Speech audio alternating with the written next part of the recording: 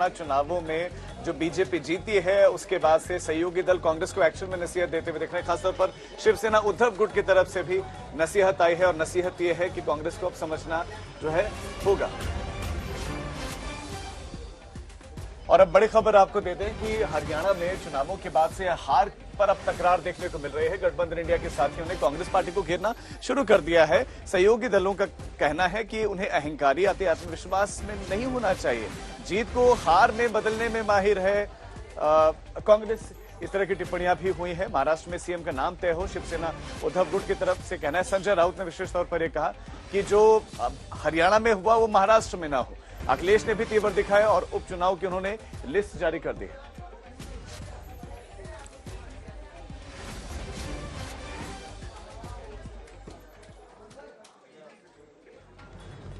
अब कांग्रेस के लिए मुसीबत है।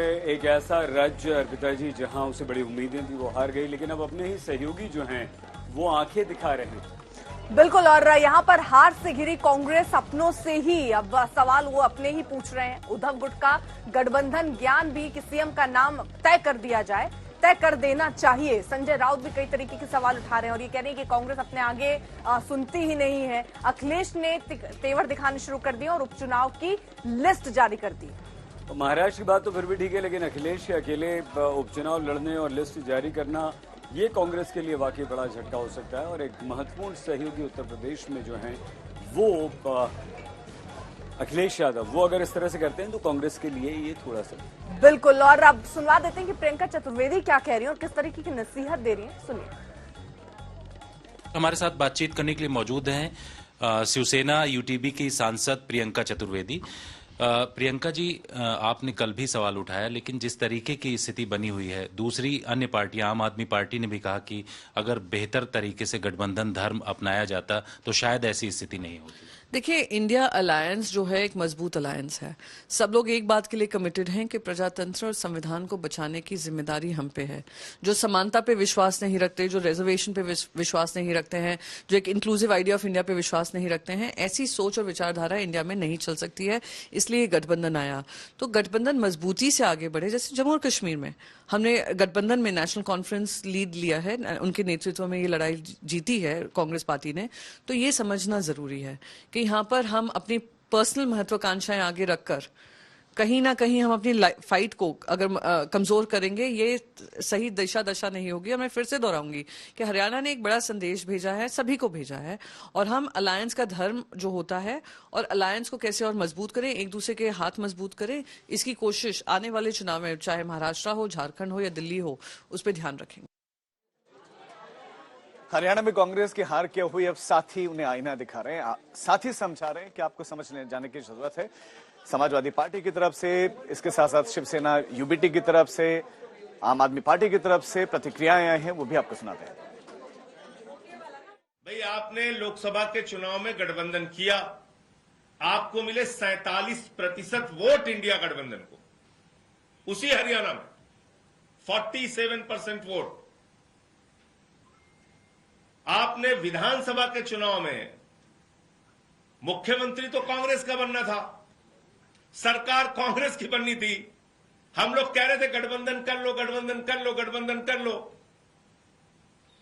गठबंधन नहीं किया। अब इसके बारे में कांग्रेस पार्टी से पूछिए, उन्होंने क्यों नहीं किया। अब उनके बहुत सारे बयान उनके नेताओं के सोशल मीडिया पे वायरल हो रहे हैं।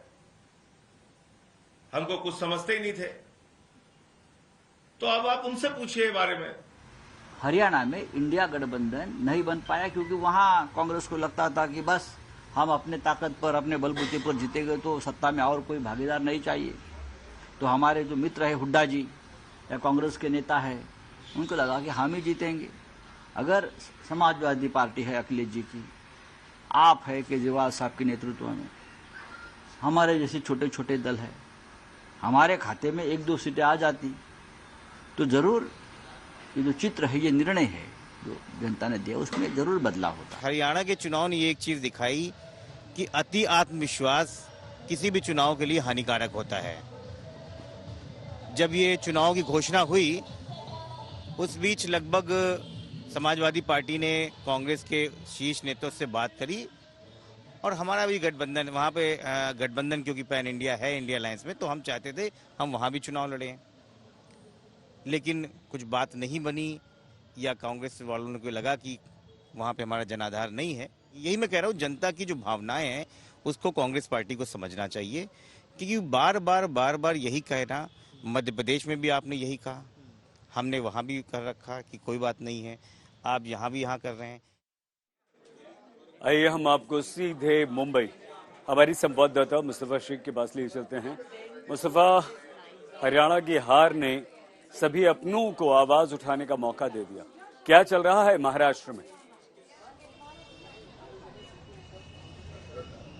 जी बिल्कुल, आप कह सकते हैं कि जिस तरह की हार महायुति को यानी बीजेपी को महाराष्ट्र में लोकसभा मिली थी, उसके बाद उनका मोराल डाउन था। कल की जीत के बाद आप कह सकते हैं कि उनका मोराल हाई है, जो कि महाविकास आघाड़ी के लिए खतरे की घंटी है।